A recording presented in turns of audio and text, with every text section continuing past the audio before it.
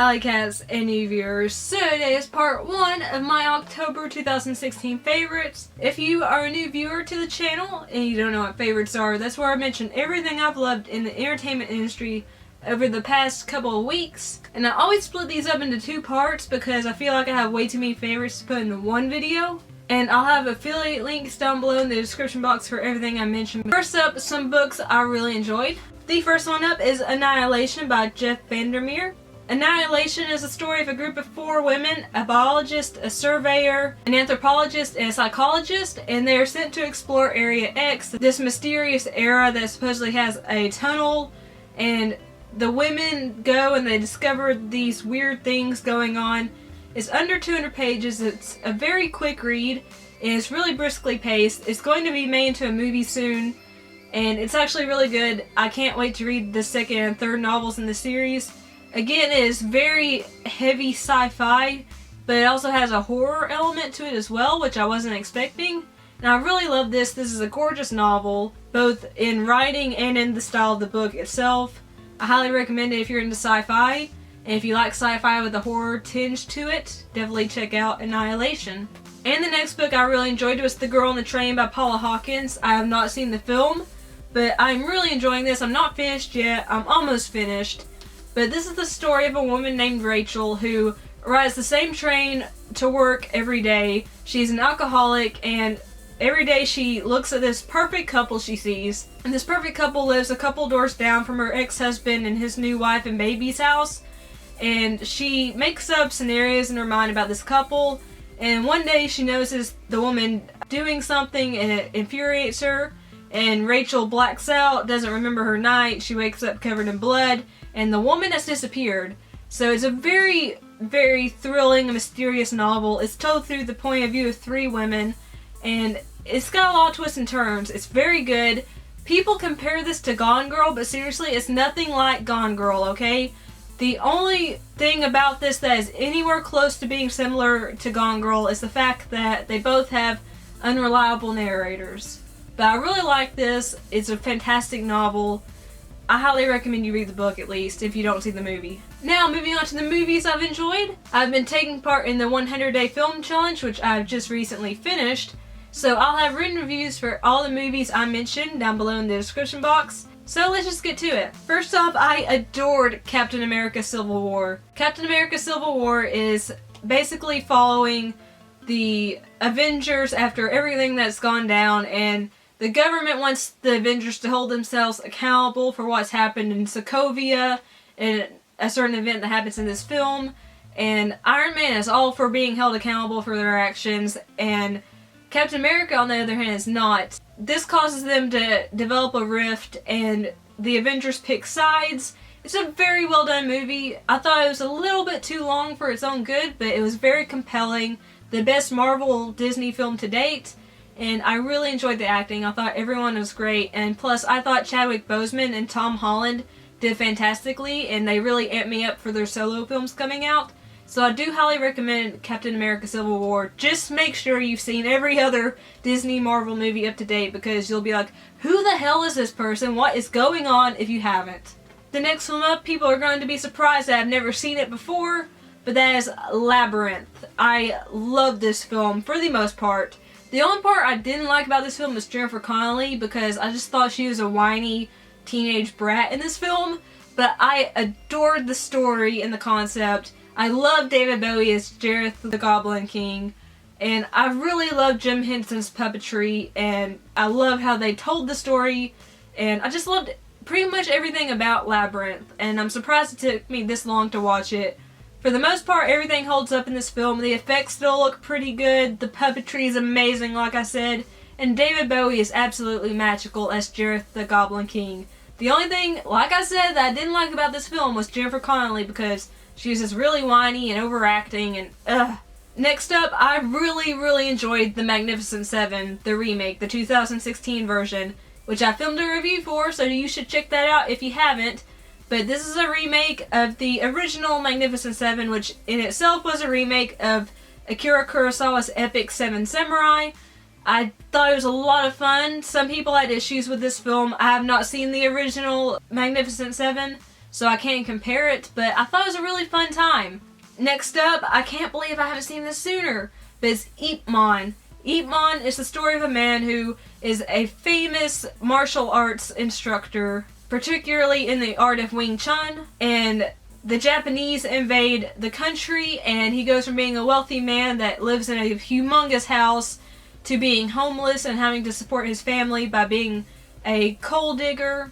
And the government sets up these fights where if you win against these certain fighters, your family gets a bag of rice.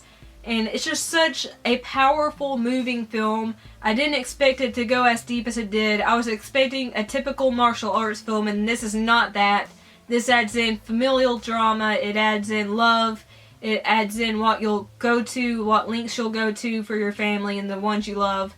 And it is actually pretty brutal. Donnie Yen is a badass as Ip Man, and it's just, if you haven't seen this, do yourself a favor and watch it. Even if you're not a martial arts aficionado, because I'm definitely not, this is definitely a must-watch film. Next up is Audrey and Daisy. Audrey and Daisy is a Netflix original documentary that follows the two stories of two teenage girls named Audrey and Daisy. They were both sexually assaulted, and it tells how this affected their lives and their families' lives.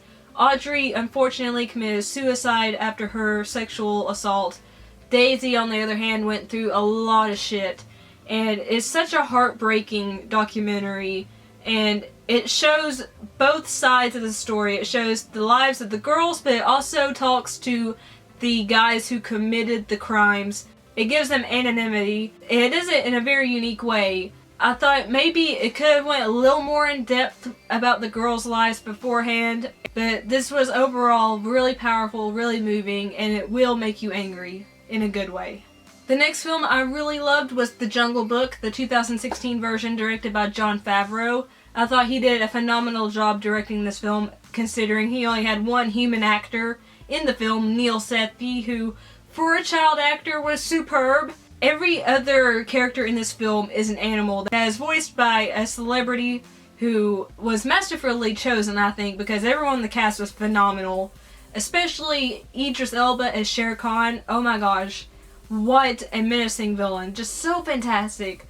But I also really loved Bill Murray as Baloo. I loved Christopher Walken as King Louie, Scarlett Johansson as Kaa, and Lupita Nyong'o as Raksha. This doesn't really deviate that far from the original Disney animated film, but if you're a fan of the original film, definitely check out this Jungle Book. I will say it is too scary for young children, okay? Because there are several scenes of violence that I would think would terrify children. So older children and up, this is a great film.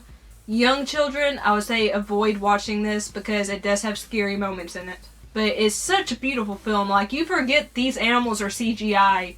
It is so good. And Neil Sethi, like I said, is a superb actor. He brings so much emotion to Mowgli, and you understand why he acts the way he acts, because he is the only human man cub who has grown up in this jungle. He is raised by wolves, and he has been protected by Bagheera, who is voiced by Sir Ben Kingsley. He's only known the jungle. He's only known being around animals. He doesn't know how to be a human, and I thought Neil Sethi portrayed him just perfectly. The next film up, I was actually really surprised I enjoyed as much as I did, but that is The Neon Demon. I was wary about this film because everyone said Bronson was basically the film you needed to watch to get into Nicholas Winding Refn's films, and I hated Bronson, okay? I didn't like it. But The Neon Demon I loved. And The Neon Demon is the story of a 16-year-old girl named Jessie, played by Elle Fanning. And Jessie has just moved to LA to be a model, and she is a huge hit because she's young, she's thin, she's beautiful, and her fellow models, who are played by Bella Heathcote and Abby Lee, are just enraged by how popular she is and how she's stealing jobs from them. There are so many amazing characters in this film and so many actors portraying these characters. Jenna Malone as the makeup artist Ruby is the standout. She is fantastic in this film.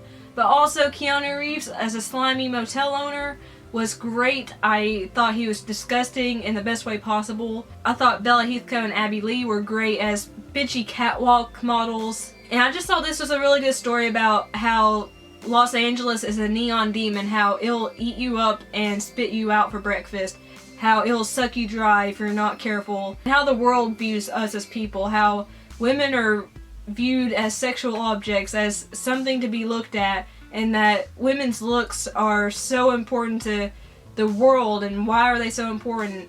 And I think it's just a really good reflection about that. And plus, this film is gorgeous. Everything is drenched in neon, and there's glitter everywhere, and it's just so beautiful and vibrant, and the ending is so fucked up of this film.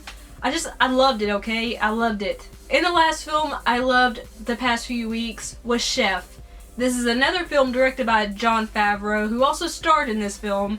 But it's the story of a man who is a famous chef at a restaurant, but he angers a food critic, the most well-respected food critic in Los Angeles, and he gets fired and starts his own food truck up. And along the way, you see him develop a bond with his son, because at first he kind of has a distant relationship with his son. His son wants to spend more time with him, but he's so busy with the restaurant that he doesn't have time to hang out with his kid.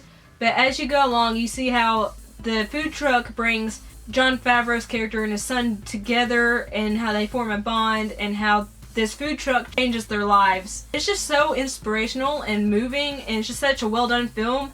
If you love food porn, you're gonna love this film, because there's so much food porn in this film, it's crazy. But it's a very moving family drama film, I would say. Now moving on to TV, which is kind of jam-packed so far this month, and it will be jam-packed for the rest of the month as well. First up, I've really enjoyed Scream Queen so far. Yes, it's silly, but it's funny in my opinion. And this is season 2. Season 2 takes place in a hospital instead of the college that it took place in the first season.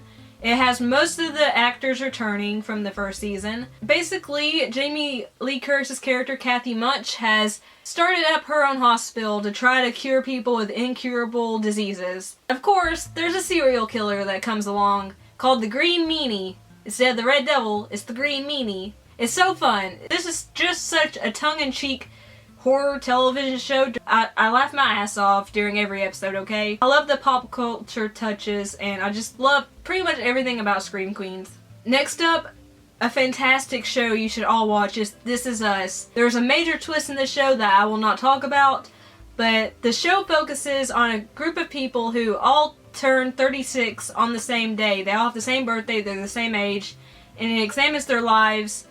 Who is messaging me? It examines their lives and what they're going through. There's Jack and Rebecca, who are pregnant with triplets.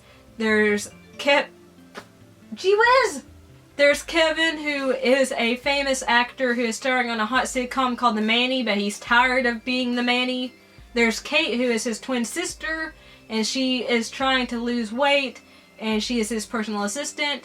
And there's Randall, who is a man who is trying to find his biological father. He's very successful, but he wants to find his biological father. And it does tell you how their stories all tie up together. It's such a beautiful, moving show, and it's so well done, and it's just really impressive, and I highly recommend you watch it. It's very emotional. You'll definitely cry a little bit, but it's well worth it. Next up, I really enjoyed the 2 episodes of The Director's Chair that aired on El Rey this month. And they focused on Jon Favreau and Frank Darabont. And since I'm so into cinema, this was really fascinating for me, because Robert Rodriguez interviewed both of these directors, and they talked about each of their films. Every film they've made, they talked about, and they talked about their experiences with it. And I thought it was just very inspirational and very fascinating. If you're not into film and you're not into cinema and you don't care how films are made, this might not be for you. But for me personally, I really enjoyed The Director's Chair, and it was really inspirational. Next up, I really loved the world premiere of Westworld. I seriously flew in from Dallas an hour before the show started and came home right when the show started, and I sat down and watched it, and I loved it. I'm a fan of the original film Westworld, which if you haven't watched, you should, because it's amazing. But Westworld is basically this luxury service where these people get to go to Westworld, which is a version of the Wild West where they can do pretty much whatever they want to, as long as they pay, I think, $40,000. They can have sex with anyone that is in Westworld. They can kill people. They can do whatever they want and have no legal restrictions against them. And the thing is, these people in Westworld are AIs, and they don't know they're AIs. They're reset every day. But then a select few start to realize that they're robotic, that they're being programmed and brainwashed, and I just think this show has so much potential, and I think it's going to be a big hit for HBO because it's so fascinating already. It's already meta, it's already confusing as fuck, but it's so good, so well done. Evan Rachel Wood and Ed Harris are fantastic. James Marsden and Sir Anthony Hopkins are also really good in their roles. Next up is The Flash. I love The Flash personally because it is pretty much a bright, sunny superhero show with moments of darkness, but the first episode of The Flash Season 3 starts with Barry having screwed up the timeline once again, and he sets off the Flashpoint era, and you see how this affects his life along with everyone else's lives that are on the show, and it's just really fascinating. Also, Arrow started back up, and I love seeing how it picked up with Oliver being mayor, and it showed how, you know, the characters' lives have changed in the ensuing months since Laurel has died. Spoiler alert, sorry, forgot to say that beforehand. I thought it was very well done, very action-packed, and I'm super excited to see the rest of Arrow Season 5. The music I enjoyed is in the description box down below, so give the songs a listen, let me know what you think. And lastly, for a podcast shout out, I want to give a shout out to the Is Anyone There podcast. I just recently guest appeared on Is Anyone There, and I had so much fun. I got to improv the entire thing. And it's just a really awesome podcast that takes place during the zombie apocalypse, and their guests call in, and it's just all improv and all amazing. I'll have a link to my appearance down below in the description box so you can listen to it and see what role I played. Those are all my favorites for this month. I know it was kind of jam-packed, but I hope you enjoyed it. Let me know down below in the comments what your favorites have been so far. Like the video if you liked it. Share the video if you liked it because that helps me a lot. And don't forget, if you're not subscribed already and you like what you see, hit that subscribe button so you're always notified of videos from me. And also, if you'd like to follow me on social media sites or check out my website, they'll be in the description box down below. I love you all so much. Thank you so much for watching. Peace and kisses. Bye.